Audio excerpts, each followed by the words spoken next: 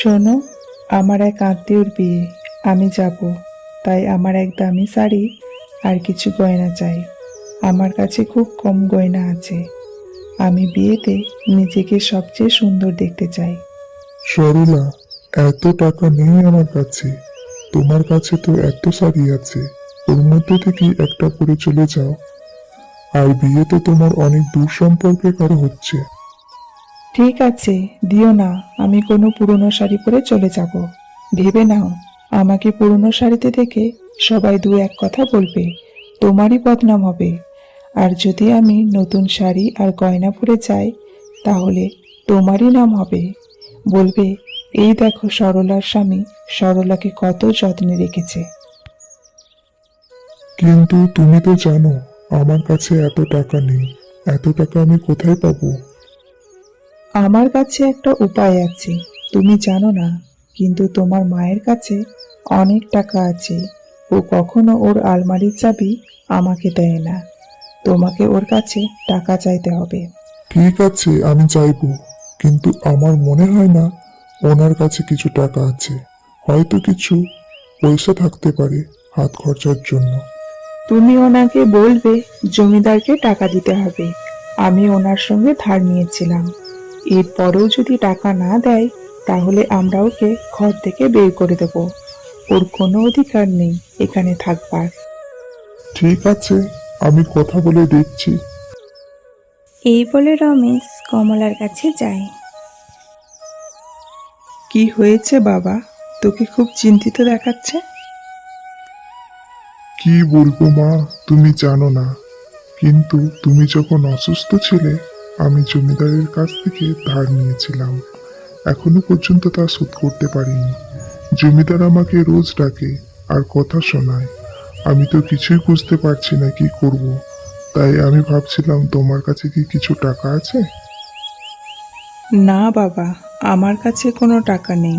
আমি যা কিছু টাকা বাঁচিয়ে রেখেছিলাম, তা আগের বারে বৌমা নিয়ে নিয়েছিল ঘরের রেশনের খরচার জন্য। ঠিক আছে মা। এই বলে রমেশ ওখান থেকে চলে যায়। আর সরলা আড়ালে দাঁড়িয়ে সব শুনছিল। সে রেগে যায়। এই বুড়ির কাছে টাকা ছিল, তবুও মানা করে দিল। আর নয়, এই বুড়ির কিছু একটা ব্যবস্থা করতেই হবে। অনেক হয়ে গেছে, পুরো ঘরে আমার অধিকার চাই। এই বুড়িকে যত দেখি তত আমার রক্ত গরম হয়ে ওঠে। জানি না এই বুড়ি কবে মরবে।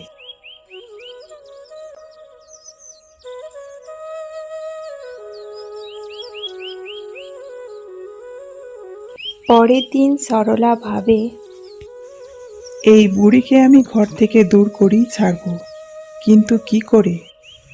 কিছুক্ষণ ভাবার পর ও বলে, এবার এই বুড়িকে আমার হাত থেকে কেউ বাঁচাতে পারবে না। এই বলে সরলা তার ঘরের গেটের সামনে কলার খলা এনে ফেলে দেয়। আর কলার খলাতে পা দিয়ে পড়ে যাবার বাহানা করে। হে ভগবান, এ বুড়ি তো আমায় মেরেই ফেলবে। ওগো, তুমি কোথায় গেলে? তাড়াতাড়ি এসো। সরলার আওয়াজ শুনে রমেশ ও কমলা সেখানে আসে। সরলা, কি হয়েছে তোমার? তুমি এত জোরে কেন চেঁচালে? কি বলবো? যতদিন এই বুড়ি ঘরে থাকবে, আমি বেশি দিন বাঁচবো না। এই বুড়ি কলার খলা আমার দরজার কাছে রেখে দিয়েছিল, যাতে পা দিয়ে আমি গড়িয়ে পড়ে গেছি। না বৌমা, আমি কোনো কলার খলা তোমার দরজার কাছে রাখিনি। তুমি আমার উপর মিথ্যে বদনাম দিচ্ছ। চুপ করো তুমি মা। আমি সব জানি। তুমি সরলাকে দেখে চলো। তুমি সব জেনে বুঝে করেছো। না বাবা, আমি এমন কিছুই করিনি। আমি কেন এ কাজ করব? এই বুড়ি এই ঘরে থাকলে আমি থাকবো না। যতক্ষণ এই বুড়ি এই ঘরে থাকবে, ততক্ষণ আমার জীবনের ঝুঁকি আছে। তোমার কোথাও যাবার দরকার নেই মা। তোমার অনেক নাটক হয়ে গেছে। তুমি আর এই ঘরে থাকতে পারবে না। বাবা, তুই তোর বইয়ের কথাই বিশ্বাস করলি, আমার কথায় নয়। আমি তোকে কত কষ্ট করে লোকের ঘরে কাজ করে বড় করলাম, তুই সব ভুলে গেলি? ওই সব কিছু আমি জানি না।